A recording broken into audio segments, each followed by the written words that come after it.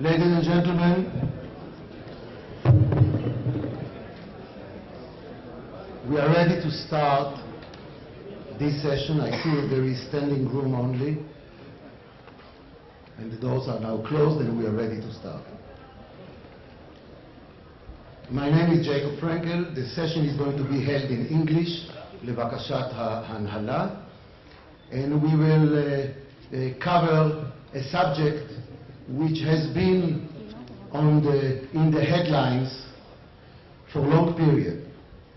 In fact, years ago, somebody who wanted to wish policymakers a good period said, "I wish that all the economic news will be in the back page of the economic pages of the paper. If the economic news make the front page of the political pages, then we are really in trouble." By these standards, the political pages are full with the so-called economic news. The subject of the panel today is the world economy. Will it get worse before it gets better? There are several parts to this title.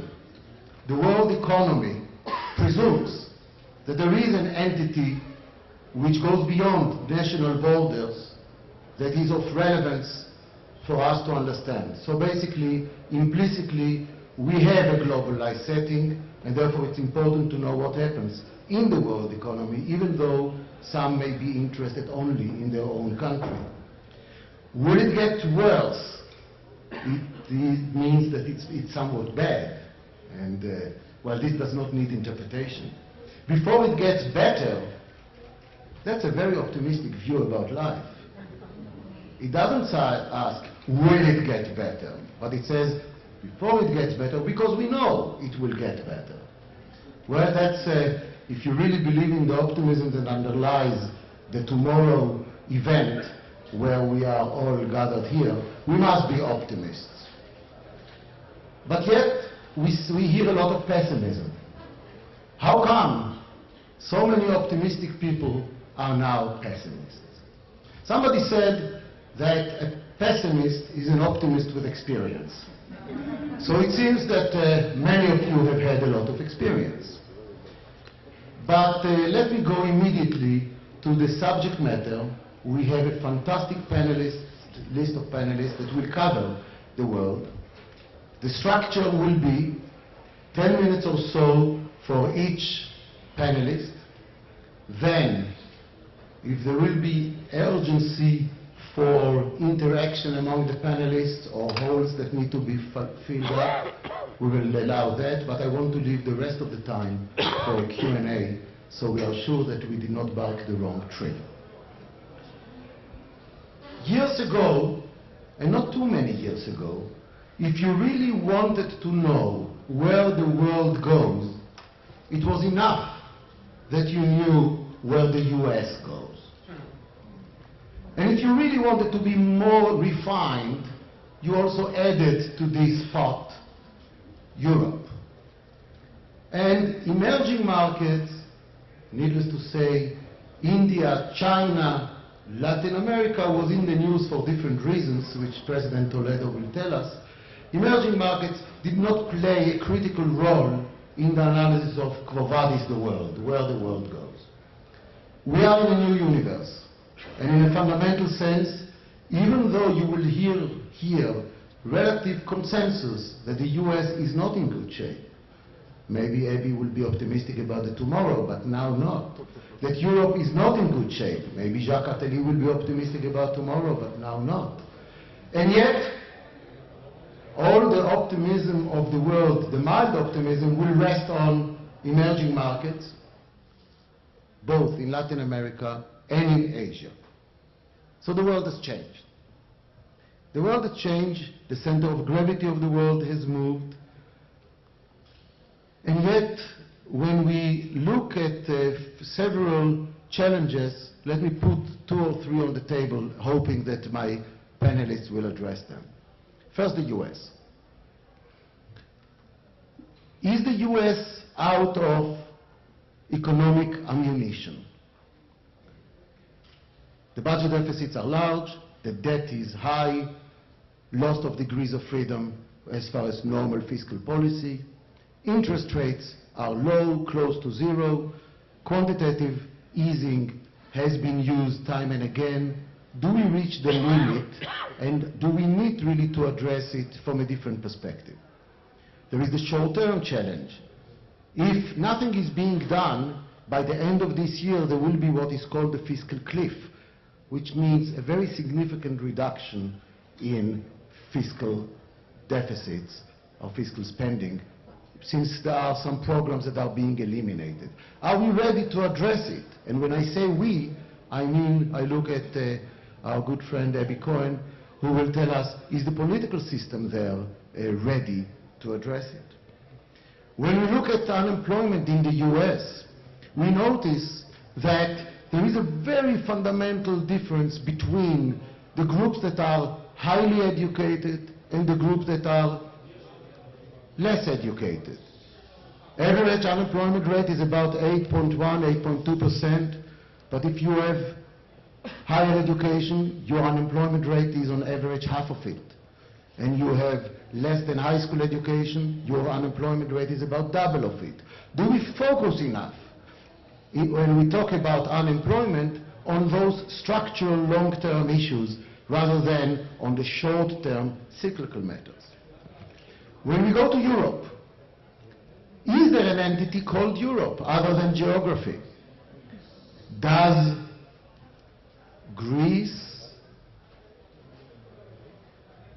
or even Italy or Spain and Germany, do they have enough commonality to put them in the same bed? You have a country where productivity like Italy is very low and has been lost. Another country where productivity like Germany is much higher and has been gained. How do you reconcile the two in the same bed? What are the lessons from the monetary union that was celebrated so much in the past, and yet today we seem to be victims of it because the homework was not complete? And I hope that Mr. Jacques Attali will remind us of some things that he wrote many years ago in '98 when he was writing about the agenda for the 21st century, where he actually told us almost what is now happening. Latin America. If I told you Latin America 15 years ago, you would have said trouble, populism, hyperinflation, crisis, corruption. Latin America has become a major engine. President Toledo, maybe you will be able to say something here. Now, we do not have a focus on China here, but we know that it's in the background. It's not an accident. The share of China and India together 20 years ago in world output was minimal, and today it's about 20%. Exports to China from the US and from Europe each 10 years ago was about 5% of their exports. Today it's about 20%. China is a major power. How is the interaction? And I hope that some of the panelists will address this. I kept Israel to the end because in many dimensions, in the discussion of the world economy, Israel is an importer of the wind from abroad, and its challenge is to make it sufficiently robust to be able to fend off those storms. Of course, we have here Stanley Fischer, who is doing spectacular contribution to help us fend the storms, but I hope that Chairman Yair Sarusi, the chairman of Bank Hapoalim, will highlight this also. So this brings me to the introduction of the panelists, and very quickly. You have the bios in front of you. Abby Joseph Cohen, who is now president of the Global Markets Institute, senior investment strategist at Goldman Sachs. She is, of course, and that's relevant for her presence here, chairperson of the Board of Trustees of the Jewish Theological Seminary. She is a presidential consigliere of Cornell University, has been in this conference many, many times. Each time she has very, very informed view about the US and its implication for the world. So she will be our first presenter, and then I will move immediately to President Alejandro Toledo from Peru, who is also, I must say, an old-timer here. I will tell you a secret that at home he speaks Hebrew with his wife, who is an Israeli. And that's when she says, "How come you don't understand me?" Former President of Peru, President of Global Center for Development and Democracy. He is a non-resident senior fellow of the Brookings Institute. His list is so long, but the important point is he is also a member of the International Board of Governors of the Paris Center of Peace. So he's not just a guest here, he's a quasi-host here. So, Mr. Host, I will hope that you will be able to contribute in telling us about it.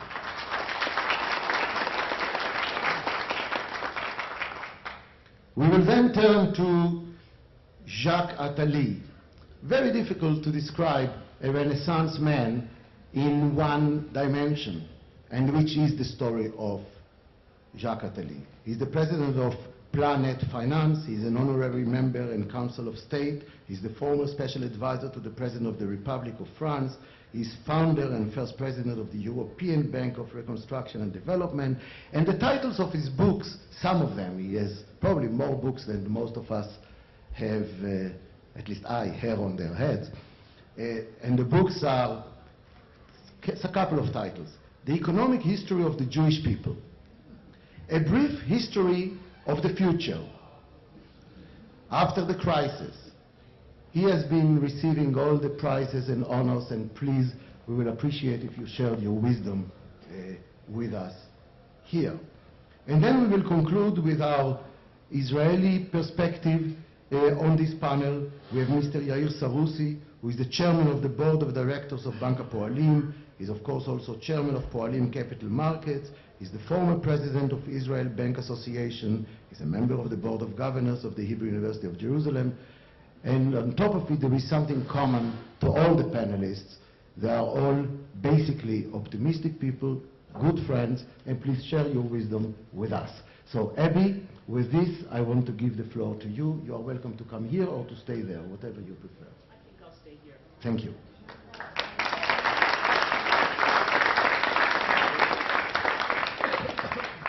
Professor Frankel, on behalf of myself and the other people on this panel, let me thank you. Thank you. Can you hear me now? Would you like me to stand up? Yes. No, I won't. We took a vote. On behalf of everyone on the panel, I'd like to thank Jacob for that excellent introduction, a little tour around the world. And clearly, we are in an environment now in which the state of the global economy is really foremost in the minds of so many because it affects so much. And one of the things that really has been striking to me has been the following recognition. My own training is in economics and mathematics and computer science. And for the last few decades, the practice of economics has been very much driven by math and by models. And you can do that when you're looking only at small changes and you're trying to quantify them and trying to forecast the next small change. But that's not where we are now, and it's not where we have been for the last handful of years. And it reminds me that before the Second World War, economics was always referred to as political economy, with a recognition that it was government policy and developments within a population that really drove economic growth. And when I talk about economic growth, it's not as sterile a measure as gross domestic product or industrial production. When I refer to economic growth, I'm also talking about the standard of living for workers and the creation of wealth for the population. And we need to recognize that in this period, which is one of enormous disruption and enormous structural change, we cannot rely on the simple models, the simple calculus of a small change here leading to a small change someplace else, but really to talk about the broader picture.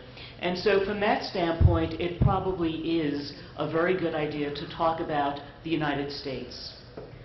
We represent, in the United States economy, an area of relative stability. Not stability, but relative stability. Our economy is not in recession. Our economy is growing at about 2% per annum after adjustment for inflation. And when we compare this to other major industrial economies, specifically those in Europe, this looks like something of an oasis. But as Jacob indicated, we do have problems with which we must deal. Some of these are short-term and some of these are long-term. And before I answer specifically the question as to whether we have run out of ammunition to deal with our problems, let me describe the current state of play in the United States. As I mentioned, economic growth running about 2% with significant variation by quarter. It depends upon the weather, it depends upon inventory buildup and other factors. But when we look at what has happened to our economy since the worst portion of the Great Recession, what we do see is recovery almost everywhere. And so, for example, our single fastest growing sector over the last 3 years, our recession ended in the summer of 2009. And over that period of time, spending, specifically investment in business equipment, software, computer applications, is up 45%. This is not the sign of an economy which is stuck in the doldrums. In addition, we have seen very significant growth in our exports. Since summer 2009, exports from the United States are up 35%. Now, I have to point out that the United States is a very significant exporter. Many people often forget that. We are the world's largest importer. We do have a large trade deficit, but we are also a huge exporter. And what we export tends to be high value-added goods and services. Very simply, think about Apple computers, think about iTunes, think about entertainment and media, exports, and so on. And what we know is that there is demand for these products, and it's not very sensitive to currency, and it very often moves in a less volatile fashion than the rest of the economy. We've also seen growth since the end of the recession in terms of consumer spending. That's up 15%, approximately, over the last 3 years. There is one sector of our economy that is still declining, and that is the government sector. Government spending is actually down about 5%. And here we get to the question of political economy, decisions being made at the governmental level about the appropriate next steps. In an economy which Jacob points out has an unemployment rate of 8.2%, it's a little bit unusual to see government spending being reduced, and being reduced this sharply. And part of the explanation is the federal nature of our political system. We have a national government which provided a good deal of stimulus. Many people think not enough, but provided a good deal of stimulus at the worst point of the credit crisis. But our state and local governments over the last year or two find themselves in their own budget crises, because unlike the federal government, which can run deficits year after year, most state and local governments must balance their budgets each and every year. And what we see is that there are significant spending cuts at the state and local level, and this is indeed causing a drag on the U.S. economy. Our GDP growth would be perhaps 0.5 percentage point higher than it currently is and very importantly, our unemployment rate would be much lower. The average, instead of being 8.2%, would be 7.2% if not for the firings by state and local governments of employees, including teachers and policemen and firemen. Jacob made some comment about the wide gap in employment in the United States by education. And I had the opportunity last year at this conference to give a very lengthy lecture on this subject. Let me give you just some of the high points. Our aggregate unemployment rate, as we've already heard, 8.2%. But for those people who have a university education, the unemployment rate is under 4%. For those who have a high school education or less, the unemployment rate is approximately 15%. The other thing we, of course, see is a wide variation in income distribution in the United States, which is highly correlated to these differences in education. Something we need to understand is that these disparities began to develop not as a consequence of the financial crisis, but well before. About 10 years before the credit crisis, we began to see these gaps emerge in a more dramatic fashion, and they began to widen. And one of the problems had been that young men in the United States about 10 years ago said the opportunity cost of going to continue their education was too high. So instead of spending money for tuition and spending the time to get a college degree, many of them went to work in the construction industry, where at least the hourly compensation seemed quite high. This has proven to be a short-term, perhaps a benefit, long-term, a very big mistake. And so one of the issues that we're now facing in the United States is how to address this disparity in education, in which we see that many people at the median income level and below have not been continuing their education, and people in the higher categories have been. I had the opportunity of giving a lengthy lecture last week at Technion, which has engaged in a partnership with Cornell University, where I have served on the board for many years. And there is enormous enthusiasm at both institutions of higher learning about what can be done.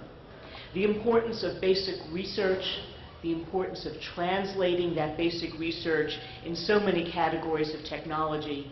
Some of it is IT, some of it is medical, some of it is climate related and architecture related, and turning that into new jobs. And I guess, Jacob, with regard to that, I am an optimist that things, in fact, can be done. Before I turn the microphone over to others on this panel, I'd like to touch very briefly on China. The United States, not China, is the world's largest economy, and by a very substantial margin. China, even after the phenomenal growth over the last decade, has a GDP just about 40% the size of the United States. And while China was growing very rapidly, it is now showing deceleration in growth. One of the arguments was that who needed the large developed economies anymore? There was more than enough economic vigor and economic energy elsewhere in the world. And I would say that there are now two questions related to China specifically. Number one, so much of Chinese growth was linked not to domestic demand, but to exports. So question number one, from a political economy standpoint, is what will and what can China do to bolster its own domestic demand, to keep its economy growing, and to keep the standard of living in that country from declining and hopefully to continue to rise. And the second open-ended question, which I hope we'll have as a panel an opportunity to discuss, is this. We all know about the financial crisis. We hear about it every morning. We hear about it every evening in terms of the developments or lack of developments in Europe. The meetings in Los Cabos, Mexico this week, the meetings in Europe last week, how to approach the Eurozone, should it be restructured, what should happen to the banking systems, and so on. And I find it fascinating that we rarely talk about the role that China might play in this area. Keep in mind that much of the growth in China and some other emerging economies has been linked to strong exports to the developed world, including to Europe. And over the period of this financial crisis, China has rightfully moved ahead in terms of its participation in the multinational order.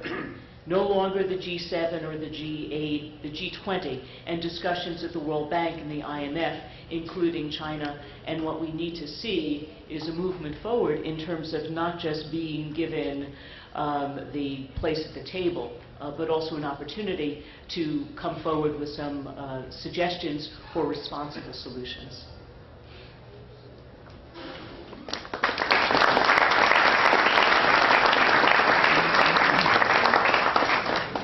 Thank you very much, Abby. And we turn immediately next to President Toledo. Please, the floor is yours.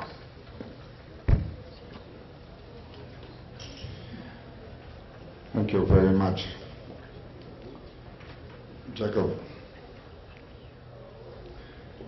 You have been very kind in the presentation. I have traveled close to 30 hours from Peru to here because I was invited by one of the youngest men in Israel, a man who is not afraid about changes, a man who still can dream with his eyes open, a man who looks at the future, organize conference about tomorrow, and a man who is so obsessed with social media. So I want to pay tribute to my close friend, Shimon Peres.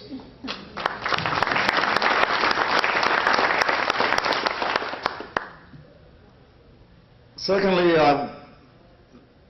when I finish this meeting, I want to talk to my friend Stanley Fischer to ask him how can a former president could become an Oleh Hadash.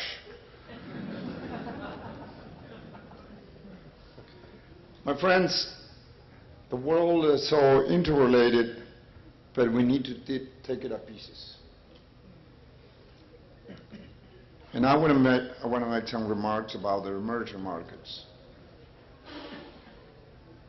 There is no doubt that if the European Union is not able to encapsulate its crisis in Greece, in Portugal, in Spain, in Italy, in Ireland, that might travel to the United States and hopefully will not travel before November of this year. Because if it does, then we might have some serious problems. Secondly, China is playing a crucial role in today's world economy. And the world has changed. Before 2008 and before 2009. And let me make a footnote again. Latin America 50 years ago were known as the sources of disorder, import substitutions, crisis, hyperinflation. My country produced 2.5 million% inflation in 5 years. But with all due respect, the crisis of 2008 or 2009 was not produced by Latin America. Latin America no longer is the problem. It's part of the solution. China is today the main trade partner of Latin America. And China is a bulldozer. The problem is that it's buying raw material. as the previous speakers have said, one of the greatest ability of the United States that produces products with aggregate value. And that's one of the greatest advantages. Yet we are selling gold, silver, copper, fish meal to China. In 8 years, we have become now the main partners.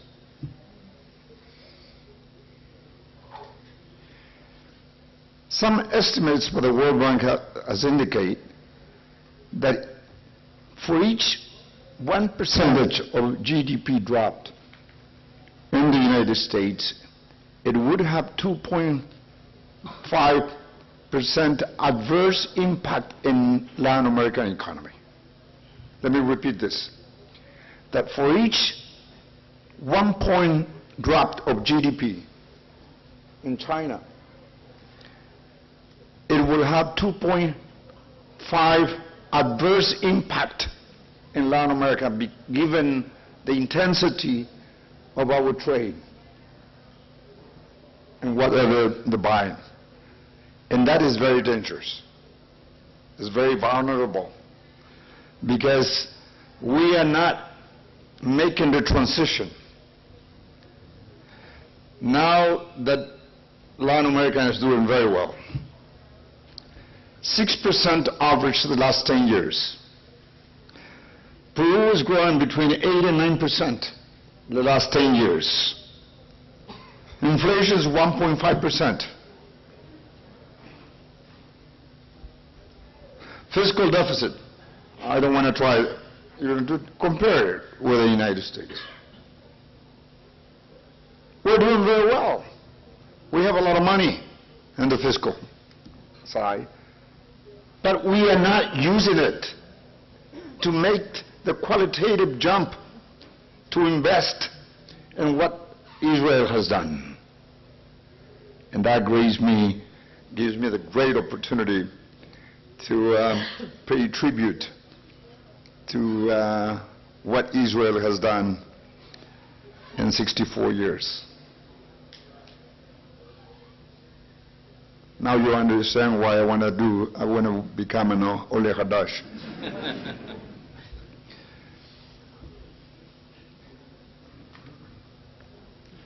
If we do not take advantage of the levels of economic growth and the sources of income to translate it, and this is my point of my participation, and investing in the minds of our people, independently of whether you resolve your financial crisis. You will have another financial crisis later on, don't worry about it.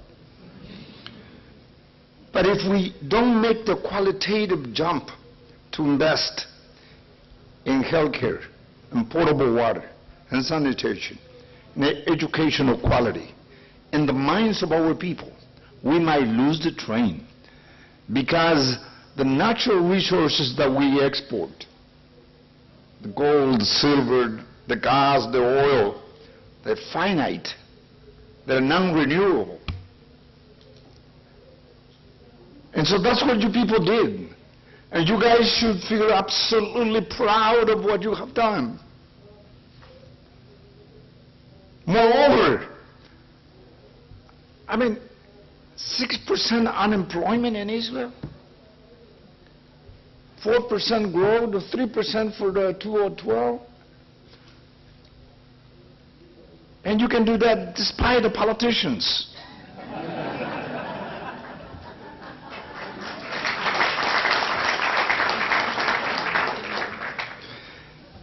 Now, not only politicians, but the neighborhood is not very kosher.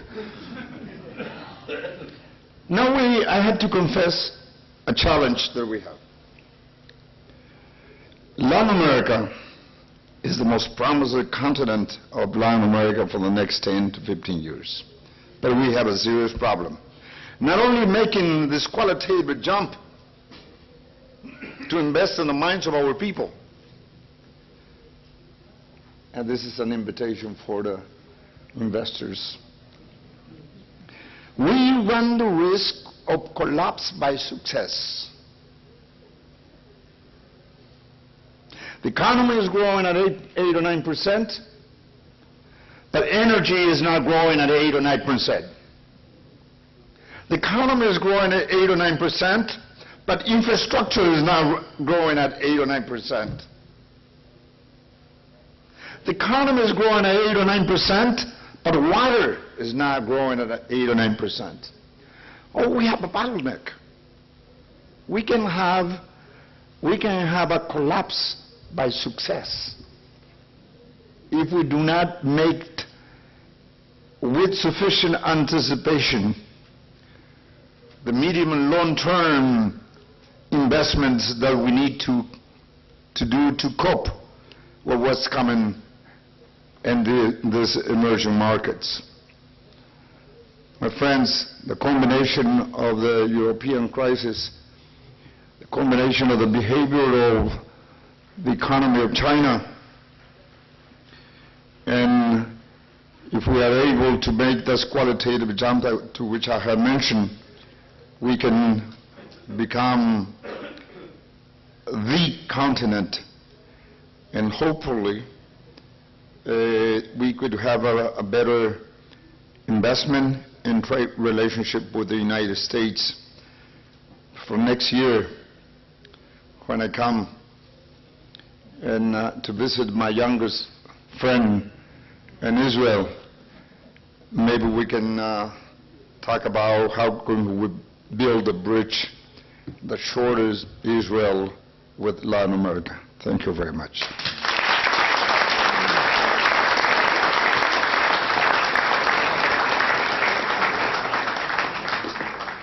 Thank you very much, President Toledo.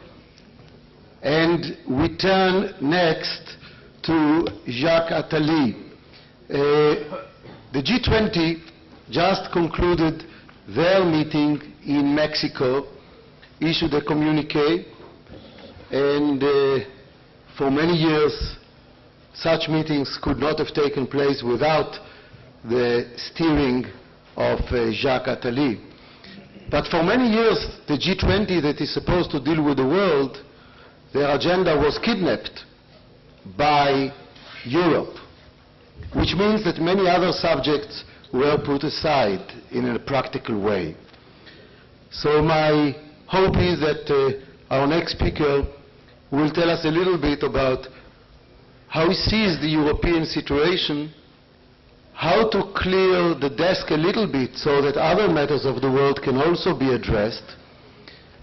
And since you forecasted many of the current developments in your own writings, the question is, have the lessons been learned? And is there time to enjoy the benefits from the post-learning? You know, there was a story about a person who was condemned to die, and he was led to the electric chair. And as he was led there, he was heard mumbling to himself, "This will teach me a lesson." And the question is, well, it was too late for him. What does Europe need to do, and how can it bring about doing what needs to be done in order to indeed learn lessons? Jacques, the floor is yours. 10 minutes, please. Thank you. 2 comments first and then 10 points in 10 minutes. 2 comments first. Should we be optimist or pessimist? I think it's an irrelevant question. If I take the example of football or any sport, if you are a supporter, if you look at a match, you can be optimist or pessimist because you wonder who will win. If you are a player, that doesn't matter. You are not optimist or pessimist. You play and you try to win. And in order to win, you try to know who is the best strategy, what is the strength of your partners, the weakness of your contradictors, of your opponents. That's exactly my view. We should not be either optimist or pessimist, because if you raise the point, that means that you are passive, and then you are definitely loser. My second comment is that, to begin with, is that I don't want Europe to be seen as a scapegoat of a crisis. Europe is not at the origin of a crisis. Europe is nothing to do with a crisis. Europe is a victim of a crisis. And as always, when there's a problem somewhere, someone is trying to find a way to move the spotlight elsewhere. It's exactly what the US are doing now, trying to find another scapegoat of a crisis. Can we raise the volume of the microphone of Mr. Attali, Yes, please? I'm sorry. I used to speak with a low voice in order for people to be forced to listen. That's a technique of professor. My 10 points, rapidly. One, we face a huge global challenge worldwide with an enormous potential of growth. Demography is growing, technology is growing, spirit of freedom and democracy and entrepreneurship is growing. No reason now the world is not growing, and actually even with the so-called crisis, the world is growing at a higher speed than nowhere in the past and not at any other period of time. Then we have a potential for huge growth for the next 40 years. But at the same time, we should remember history, and it was also the case in 1910. In 1910, we have also huge growth in demography, a huge growth in democracy, a huge growth in technology, and an amazingly positive world. What happened was a crisis which was linked to the move of a center of the world from the UK empire to the American empire, same kind of things today, and terrorism was called nihilism, a financial crisis, and then what happened? Protectionism, and then in 1910, that was a happy time. Nobody heard about Stalin, Lenin, Hitler, Mussolini, and others, and it happened. I do believe that we are in that still the same kind of blind optimism where we believe that this will not happen again. It's not true. It happened at least twice. At the end of the 18th century, we also had a huge optimism, and it led to a catastrophe, 25 years of nationalism and wars in Europe. And at the end of the 19th century, beginning of the 20th century, we had also this optimism, and that too. Why? That's my second point. The crisis here began in the US because of the disparity of revenues. Mrs. Cohen said that, strangely enough, the disparity of revenues was before the crisis. Yes, of course, it was before because it is the cause. And usually the cause are before the consequences.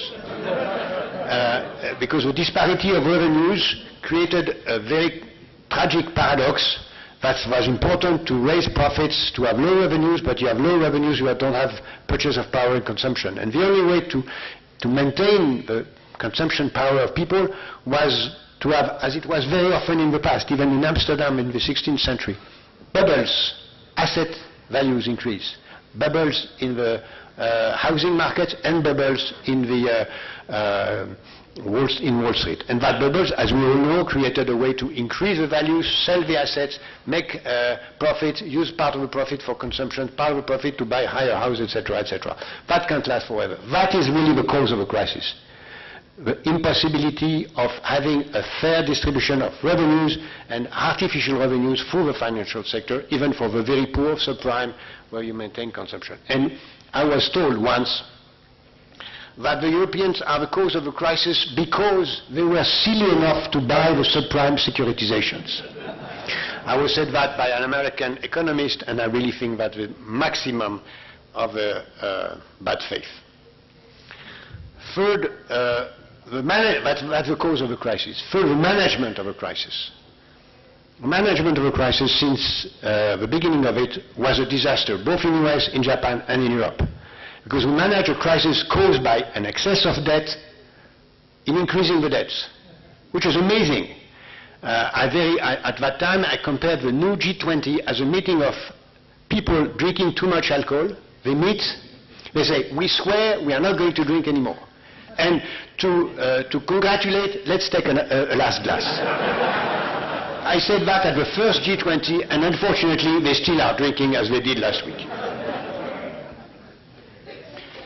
Fourth, the situation in Europe is not worse than the situation in the US. Far from that. Look at the figures. Our GDP is much higher. Our public debt is much lower. Our economic growth is equal. Our unemployment is lower because if you name a number which is, in my view, wrong. The real American unemployment is 16%, not 8%. Because you do not take into account the people that are out of the market. And this is agreed by the OECD and even by the American central bank statistics. Take all of the figures you want. we are better than the US, we European. GDP per capita, life expectancy, which is growing in Europe and declining in the US. Balance of payment, we have a positive balance of payment in Europe. You have a negative, tragic balance of payment in the US. What is the difference between the US and Europe? You in the US, you represent 45% of the defense budget of the world, and it's fine. We need that. But we don't have that, and we don't have that spending. And that spending gives you the right to receive, and that's good, I don't criticize that, to receive a lot of money coming from outside, and the fact that you have the dollar as one of the main currencies. By the way, euro is growing and will represent more than 25% of the reserve of the world, which is not so bad for a currency created only 15 years ago. And I would add also, of course, a second difference, which is fundamental, which is the key answer to my dear friend, Jacob. You have a federal state. We don't have that. That's the key difference. And my key answer to that is that either we'll have a federal state in the next months, years, decade, I don't know, or the euro will disappear and the Europe will collapse. That's the key point. That's my fifth point. We try to build a federal state bottom up.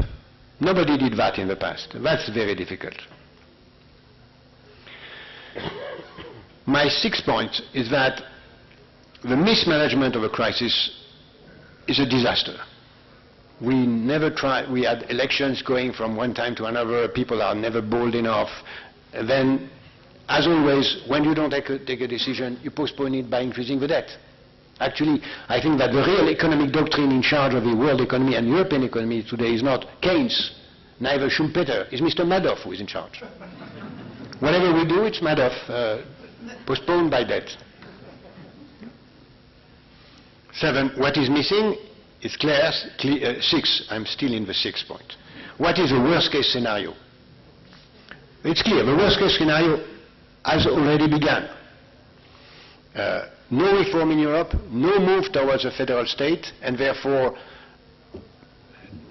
Greece is agonizing, Spain is agonizing, Italy is agonizing, Germans will understand that their own situation is very bad because their demography is a catastrophe, their public debt is equal to the others, and then people will begin to say, oh, I want to think to myself, and then that's the end, as it was in 1910, when people react to a crisis by protectionism, by selfishness. That can happen.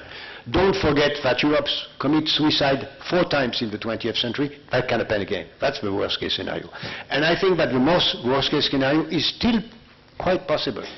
It's a matter of realizing the risk, and I am not sure that they are all of them realized risk. What is missing?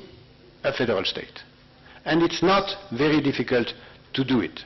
It's just a matter of moving from a technocratic federalism we have now, which is a federalism by state, by commission, technocrats, and by the central bank. We have a central bank. We have a federalism, technocracy by the central bank, to a political federalism by adding to that a capacity to have Eurobonds, project bonds, investment, capacity of Europe. Europe as an entity has no debt, zero debt. Of course, it has zero revenue, then it's normal. But if Europe can get a revenue for itself, it can borrow, according to the markets, 5 trillion euros. And that is not difficult technically. It is not difficult. It is a matter of political will. Let me remember, that's my 8th point. What happened in the US? In the US, there is a very important dinner that took place one day between 3 persons, where they had a question of, do we move to a federal state or not? This dinner took place July 26, 1790, 1790. It's a very important, maybe the most important dinner in the history of Americans. That dinner was at a moment where the Americans were threatened by a new attack by the British Army. The French withdrew because of the French Revolution. The Americans were alone. All the provinces were full of debt. They have no central government, and exactly as in Europe today, they were collapsing. 3 people met, Jefferson, Madison, Hamilton. A fascinating dinner. We know everything about that dinner. What happened after? They decide, one, to create a capital city, named after the old man, Washington, who was in New York that day but not part of the dinner. And second, to create the treasury bonds, to borrow money to buy the weapons to win the battle against the British. And they did, and they win, and they create the United States. If that dinner didn't take place or didn't succeed, the United States will be in the same position that after the Bolivar mistakes of South America. A collapse of a... It's exactly the situation in Europe today. Are we going to have Jefferson, Madison, and Hamilton? I'm not sure. That's a matter of more political diplomacy than political economy, but it's clearly the question. And 10th point is Europe is a lesson for the world. What is the really most important reason for the crisis today is that we have a globalization of markets without globalization of rule of laws. In Europe, we try to go from globalization of market to globalization of rule of law, common market, single currency, federal state. That was forecast, that was in the agenda. We need to do that, but it's also the same at the world level. If we keep on having globalization of markets without globalization of rule of law, what will be the consequence? We'll have what is in the textbooks of markets, globalization, free markets, but free markets need property rights, which means police, justice, state to establish a property right. If not, what happens? What is the only example of what we have a globalization without rule of law? It's a country without a state, Somalia. Globalization is Somalization of the world. It's exactly what is happening. That may happen to Europe, we try to avoid, but if we do not succeed in Europe, it's difficult to think that we will succeed in the world.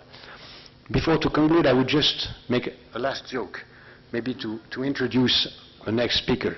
I'm sure that everyone in this room knows that story. It's two Jews, old Jews, after a long history in Europe, and they are somewhere in Peru one day, or in Bolivia, or in any other country of Latin America, on a Sunday afternoon, and they look at a newspaper, and one of the two Jews say to the other, have you seen Peru has won against Brazil 2-0. And after a long silence, the second say, is it good for us?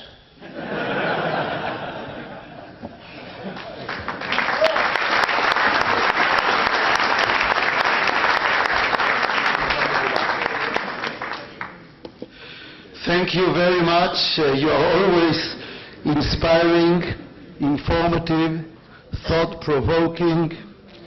And when you compared the US with Europe, I almost thought that you speak like a Frenchman. Nobody's perfect. Somebody sent me a note saying, ask him if Europe was trying to commit suicide 4 times, how come it failed?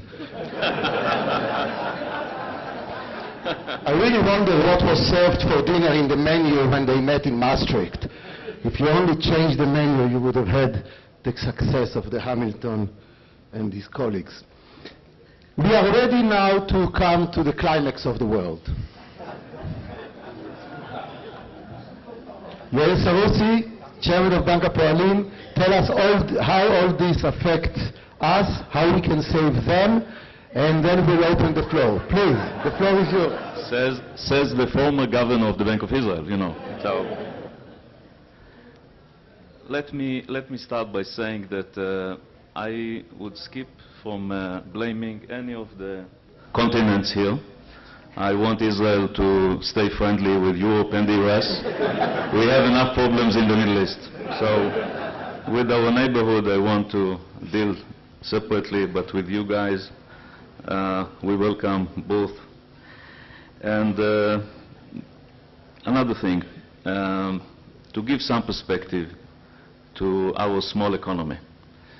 In '88, I was in New York dealing with the Minister of Finance of the State of Israel. We received the call, and S&P wanted us to make a rating, which we didn't want at the time, but it was imposed on us, and I found myself working very hard, trying to explain to ourselves, to Israel here, what is a rating at all. And we started to work hard explaining our case. our debt at the time was 180 to 200% to GDP. And as you know, the world is relative. Everything in life is relative, and you are always checked by your relative position. We are now buying the dollar not because it's so good, but it's less worse than others, and so on and on. And the same goes to economies.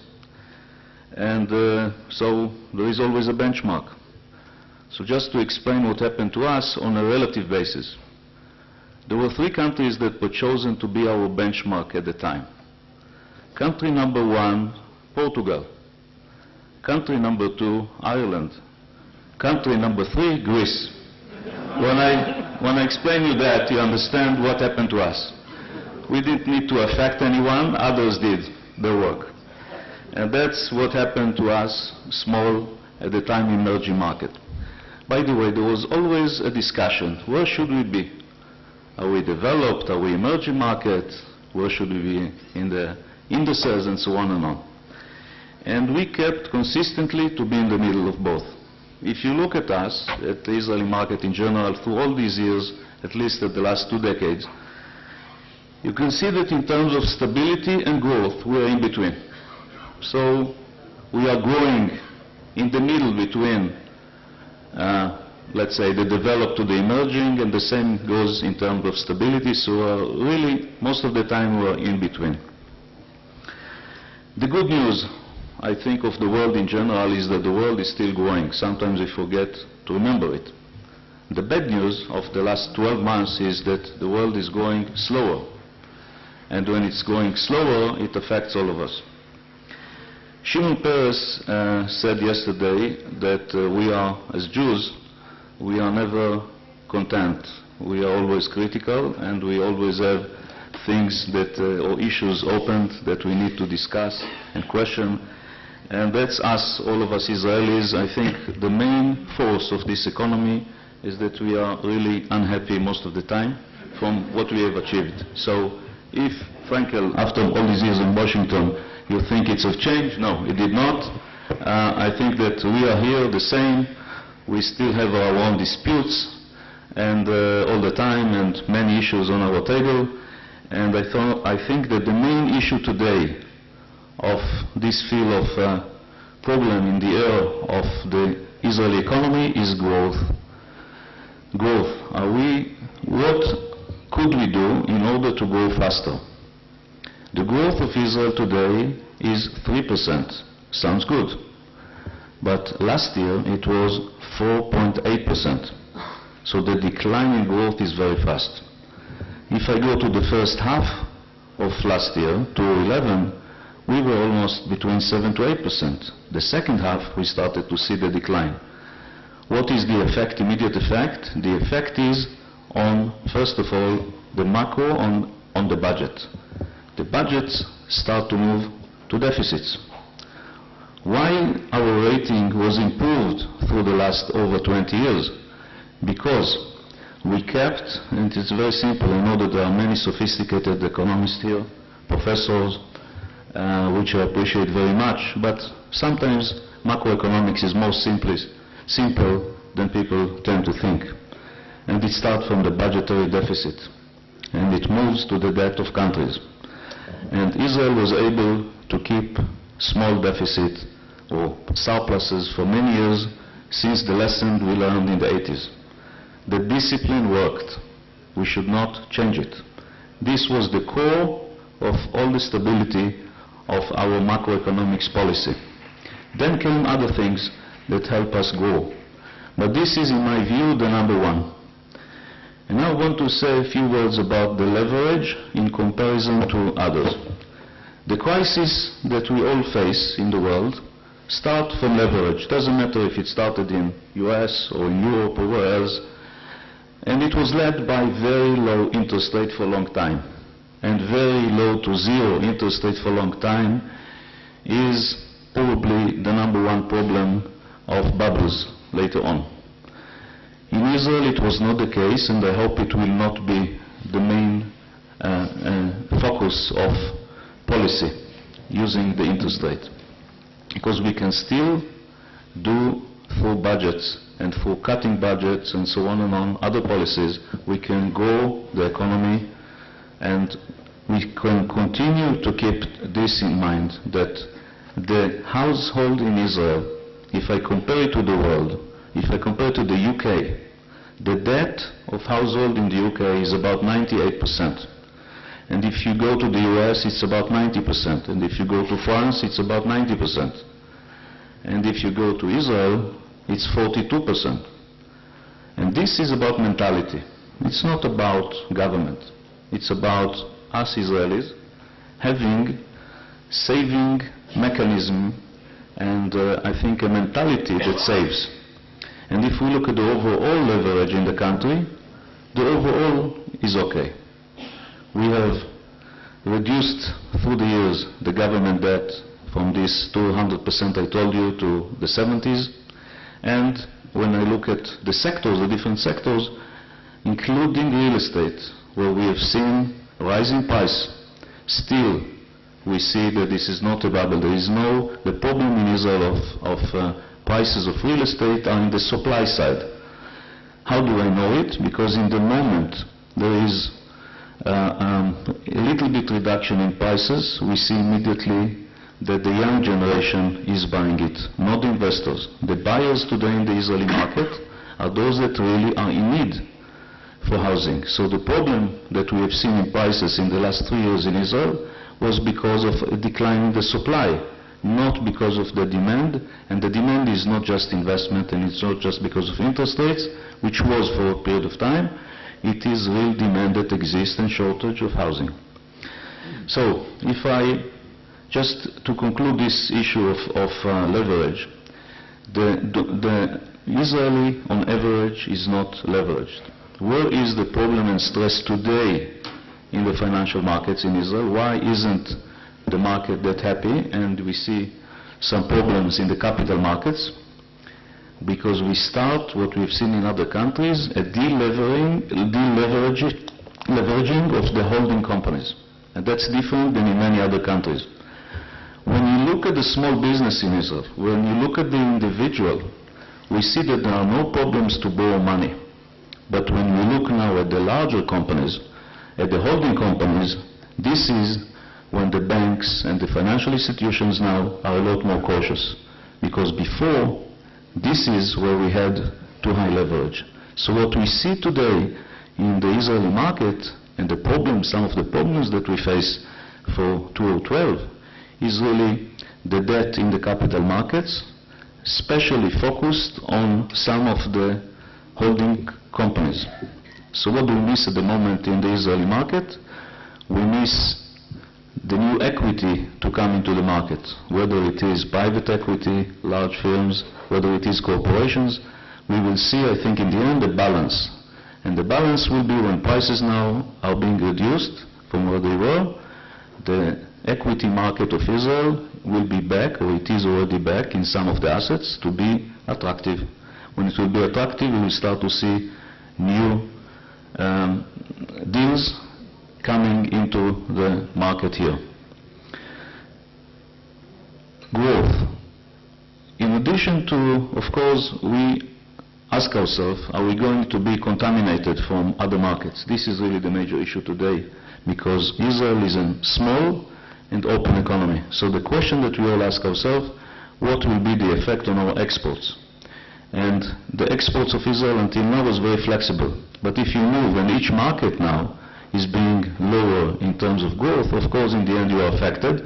And I think we start to see some of these signs in the growth of the export. So this is the issue that I think will lead us to look again internally to areas of growth within the economy, where I think that the aim of the macro policy of the banks, of the financial institutions, will be to look for pockets of growth which exist here in specific sectors, which could be the Arab sector, it could be the ultra-religious sector, and so on and on, how to grow it, and B, the high-tech of Israel will continue to be the major force of growth of Israel, and the major, I would say, attraction for foreign investors and foreign companies to come and continue to make acquisitions. So all in all, I'm trying to give you a picture of a country that has its own issues, but I think the main focus of Israel could continue to be how to keep growth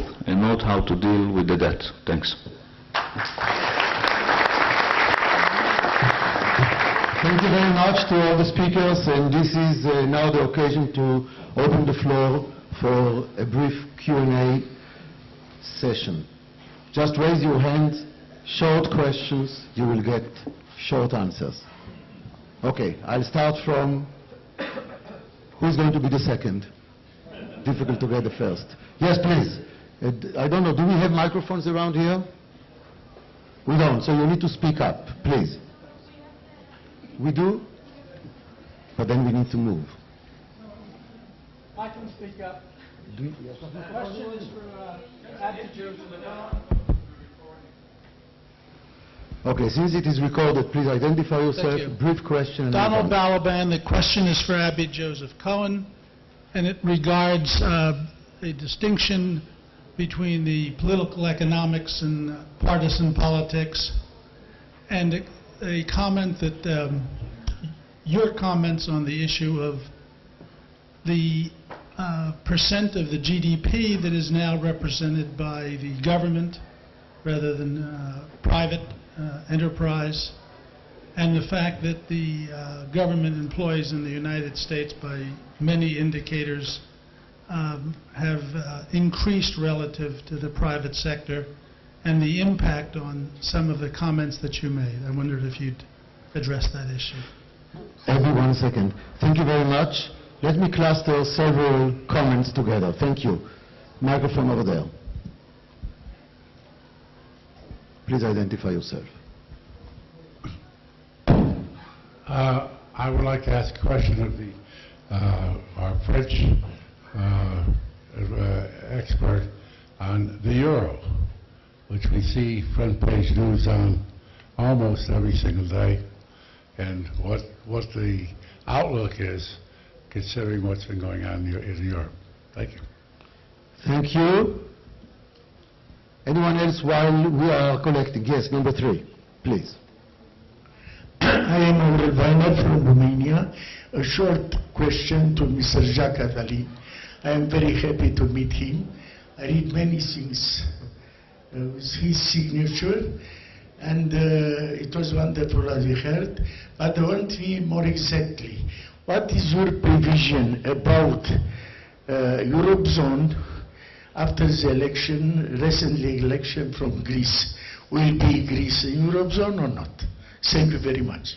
So let's stop here. We will go, if we have time for a second round, we will go to it. Okay, last one, at this stage. I'd like to know, I Can you actually introduce- believe that... Can you introduce yourself? Sorry, Barry Sobel.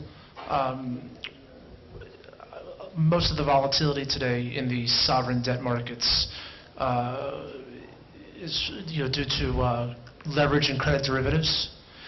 And credit derivatives originally created to hedge exposure to corporate debt, things of that nature. Do we believe that for many years sovereigns were allowed to exist on balance sheets and there was never any problems? But now with credit derivatives, it seems that there are many people profiting at the expense of the countries, which in turn is at the expense of the country's people. Thank you very much. Let's stop here with this phase. You can think about other questions depending on how expensive will be the answer. So let's try to have relatively brief answers. Abby, you first, and then Jacques, and anyone else who wants to jump in. Please. Let me begin. Thank you. Let me begin in general by saying there were a number of questions that relate to U.S. government policy. And let me state the obvious, and that is, as has been mentioned at other times in this conference, there's a real cost to being passive. And one of the very big differences between the U.S. approach to this crisis and the European approach has been the level of activity. I not surprisingly disagree with some of the simplistic conclusions that Jacques presented before in terms of the origins of the crisis. So, for example, I am hard put to see how the United States is responsible for the current problems in Greece. by just one. But let's go back to a point that Ya'ir made, which I think is correct, and that is the fact that there was so much liquidity and interest rates were so low around the world for so long for so many borrowers was in fact the basic cause of the financial crisis around the world. When interest rates are too low and liquidity is so easily available, that liquidity is wasted. Bad decisions are made, and whether that was in the home mortgage market in the United States or whether that was in the sovereign market in Greece, I think that there is that commonality. And so one of the interesting things to talk about is the way government policy responded thereafter. Before the crisis ended, before the Great Recession ended in the United States, the bank regulators subjected the banks that still existed in the U.S. to what was a very difficult so-called stress test. They put forth a pretty ugly scenario for the equity markets, a pretty ugly scenario for the economy, and they said, what is the balance sheet strength of these institutions? And then they repeated the process not that long ago. But when they did it in 2009, they basically said to every bank, you will delever your balance sheets, you will increase your reserves, you will make yourselves safer institutions. Europe waited 12 to 18 months to do that. And in the most recent round of stress tests, every U.S. bank shall we say, passed, and a number of the largest U.S. banks were very far along, not just in terms of the current capital requirements, but the ones that will be imposed 3, 4, and 5 years from now. In Europe, what we found is that some of the largest institutions have double the leverage of the U.S. banks. So the U.S. banks, in response to supervision and in response to just better management, have reduced their own risks. But there is this outstanding question which we must address, and that is we have an area of fiscal policy in the United States which has not been well handled. And let's recognize, and I'm oversimplifying in the interest of time, that there are really two different issues. In addition to state and local versus the federal government, there's also short-term versus long-term.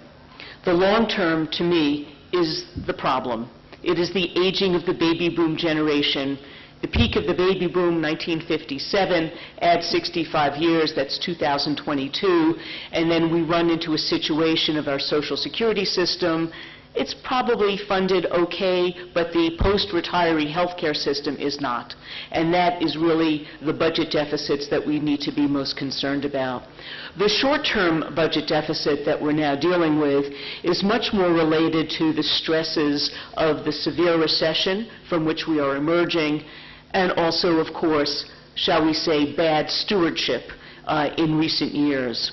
If you look at the data from the nonpartisan Congressional Budget Office, what you basically see is that if economic growth in the United States continues and picks up just a little bit, we will in fact see a reduction in our deficit and a pretty notable drop in terms of deficit per GDP. Not right away, but over the course of the next 2 to 3 years. I'm going to go back to my very first comment earlier, and that is, let's talk about political economy. Will our politicians focus on policy and less on the politics? To be facing the big decisions we are in terms of deficit reduction, not just in the short term but the long term, and to be doing it in an election year is not a good recipe. And we all found out a year ago what happens when the two parties cannot compromise, when people in various positions say you can't have compromise, you either win or you lose. That in the U.S. political system is obviously a very bad outcome for the whole economy. We saw that last summer, and what we're hearing in Washington is that nobody wants to be responsible for that again this summer. That doesn't mean they'll solve the problem. I think it means that they'll wait until 2013 before they address it. Thank you very much. Jacques Attali, please. First, just for the fun of the conversation, and the question of is the U.S. responsible for a Greece situation, my answer is seriously yes. Because if there was not a crisis in the US, if all the Americans and the European leaders have not mismanaged by crisis by increasing their debt, I remember the public debt of Europe is 83% of GDP, the public debt of US is 103% of GDP. If all of them have not mismanaged by increasing debt, as you said, by excess leverage, then European nations will not have been up to a certain threshold which was manageable. Greece was fairly manageable before the crisis in terms of level of debt. The fact that they entered into that crazy situation led to that. I would add, just for the fun of it, that if we take the American ratio and just look at the ratio, not the size, and if you put this country, US, as a member of a European nation, it will be right between Italy and Greece. Then I think it's very important that in this room and in the US, people realize that the situation in the US is a catastrophe for the US and for the world. That the denial of reality by the US in terms of budget deficit, in terms of balance of payment, is a catastrophe for the world. We need politicians in the US who take strong decisions, not to believe that growth can be sustainable with such a huge amount of budget and balance of payment deficit. It's not only good for the rest of the world, it is important for us, but it is fundamental for the US, and we all in Israel and Europe and a lot of other countries, we need strong and stable democracy in the US. And that's not the route that the Americans are taking now.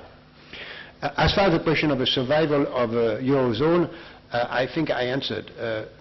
The most probable scenario, if nothing serious happens, is that the euro will disappear as a currency. Because Greece has done tremendous efforts. I would say mainly the poor in Greece has done tremendous efforts, amazing efforts. And even vote, and we could applaud them for more efforts. It's amazing. They have done more efforts even than the Germans have done in the last 10 years. Huge efforts of reforms. Spanish people are also doing enormous efforts.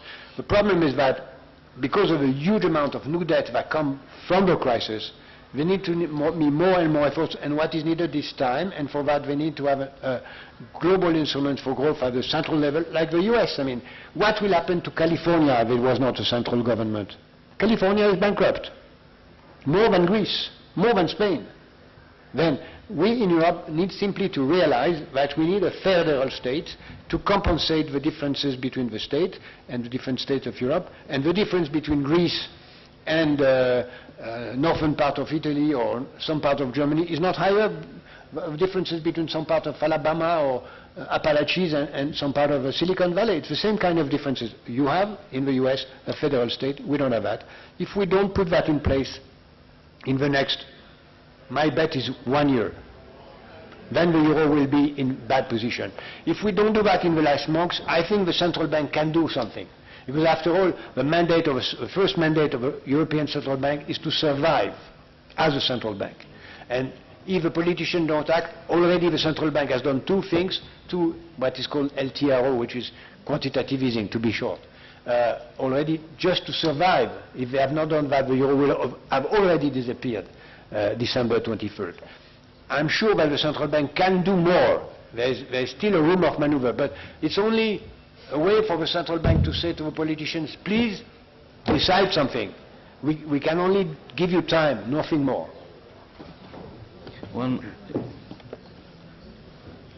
Thank you very much.